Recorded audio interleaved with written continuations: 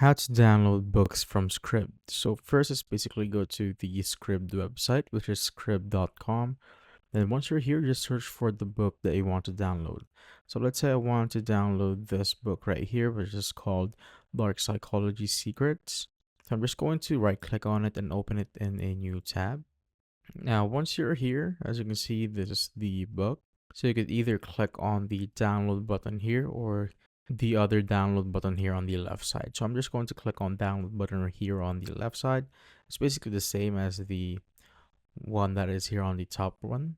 And you could either download it as a PDF or download it as a text file right there. So I'm just going to download it as a PDF right here. Then click on download document. And as you can see, your download has started. And I'm just going to save it here on my default file path here on my file manager. And then click on save. And as you can see, I have now downloaded it. And that is how I basically download books from Scribd.